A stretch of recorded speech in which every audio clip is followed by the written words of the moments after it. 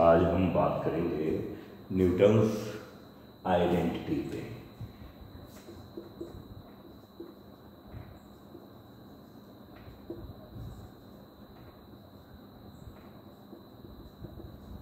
ये क्या है?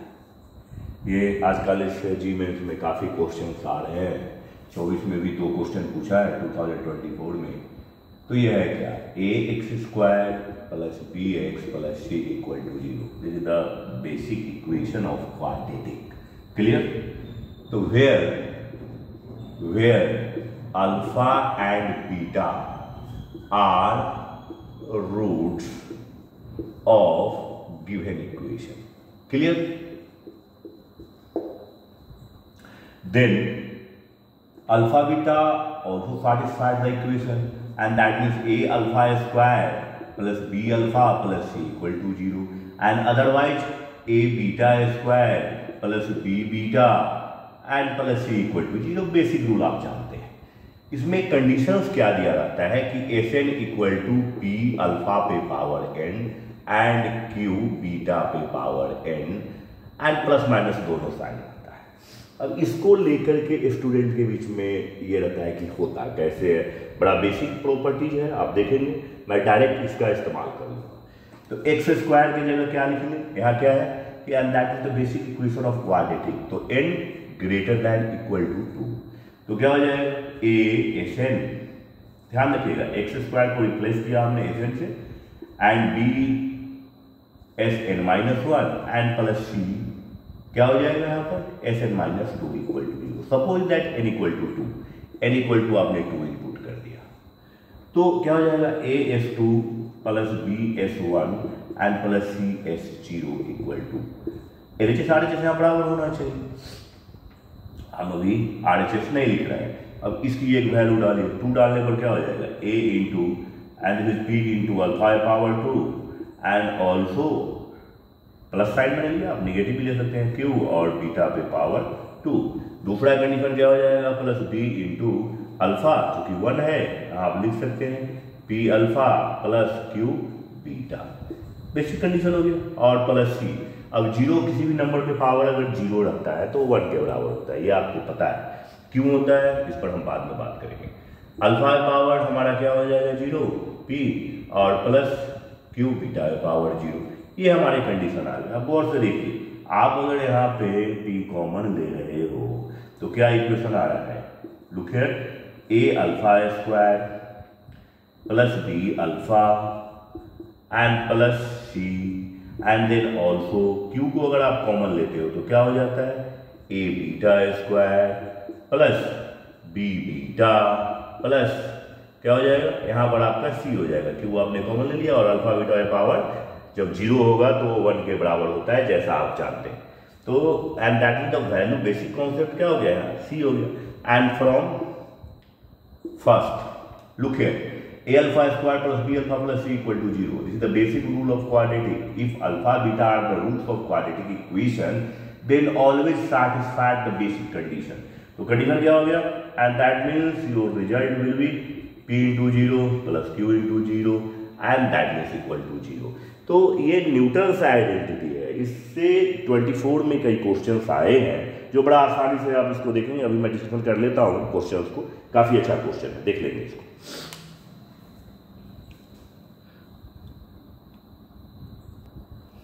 देखिए बच्चों, ये 2024 का क्वेश्चन है, सेम वे सेम ट्रैक। हमने जैसा कॉन्सेप्ट डिस्कशन किया कि alpha beta are the roots of the equation where x² minus x minus 1 equal to 0 and Sn equal to 2023 alpha power n and 2024 beta power n। जो भी हो, आप इसको p और q मान सकते हैं जैसा हमने अभी कॉन्सेप्ट बताया था। तो Sn equal to p alpha पे पावर n और इसको लिख लो q बीटा पे पावर n। आप देख रहे हो कंडीशंस क्या दिया हुआ है? F12 बड़ा बेसिक सा फॉर्म है हमारा। क्या दिया हुआ है? Sn and that means 2023 alpha power n and 2020। इसको मैंने pq मान लिया है, जस्ट लाइक ए कांस्टेंट ही है। तो x² minus x minus 1 equal to 0। Clear? हमें यहाँ रिप्लेस करना है, तो क्या लिखेंगे? Sn minus Sn minus 1 and minus Sn minus 2। Look है, सेम कंडीशंस। तो Sn इक्वल टू क्या होगा, Sn माइनस, ये हमने प्रूफ कर चुके हैं अभी जस्ट कॉन्सेप्ट में, Fn-1 प्लस Fn-, हमें कुछ फर्क नहीं पड़ता अगर आप यहाँ ये डालेंगे तो ये सेटिस्फाइड करेगा। क्यों डालें, हम डायरेक्ट देखना है। n इक्वल टू अगर आप यहाँ 12 डाल देते हो तो क्या हो जाएगा, S12 equal to S11 plus S10, कहानी खत्म, ऑप्शंस आपके ये हो जाएंगे। हमने क्या बोला अभी जस्ट इसको हमने सेटिस्फाइड किया है जस्ट कॉन्सेप्ट में पीछे। तो जब हम n की वैल्यू इनपुट कर रहे हैं, ये कंडीशन ये सेटिस्फाइड कर रहा है, हम Sn को रिप्लेस किया, x² को रिप्लेस किया Sn से, तो आप डायरेक्ट वैल्यू इनपुट करके लिख सकते हो। ये भी जी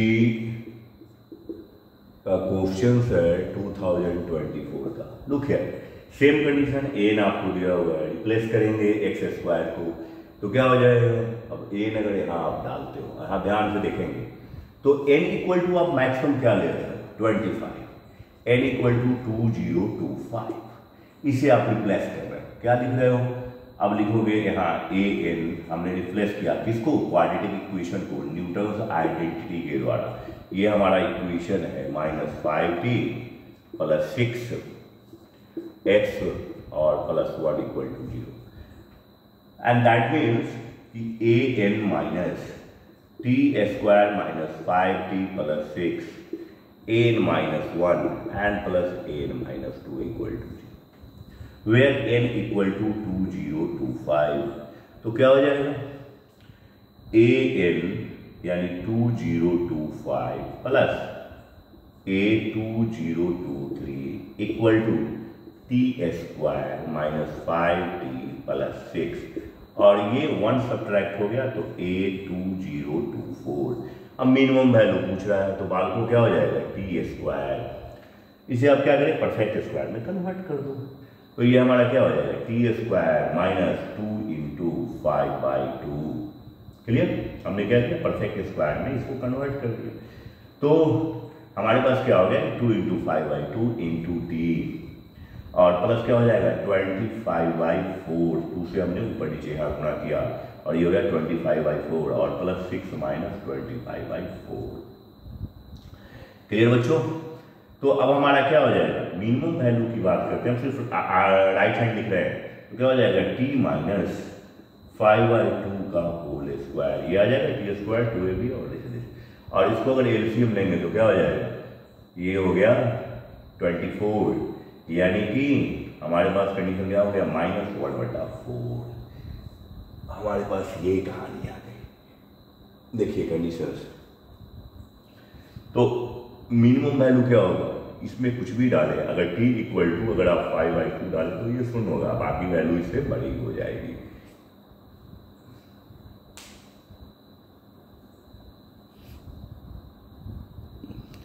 बच्चों तो ये इसके ऑप्शन है, तो मिनिमम वैल्यू क्या हो जाएगा -1/4, कि हमारे पास क्या हो जाएगा ऑप्शन बी, यानी -1/4 इसकी मिनिमम वैल्यू हो जाएगी। t इक्वल टू अगर 5/2 इनपुट करते हैं तो ये 0 हो जाएगा, मिनिमम वैल्यू क्या हो जाएगा -1/4।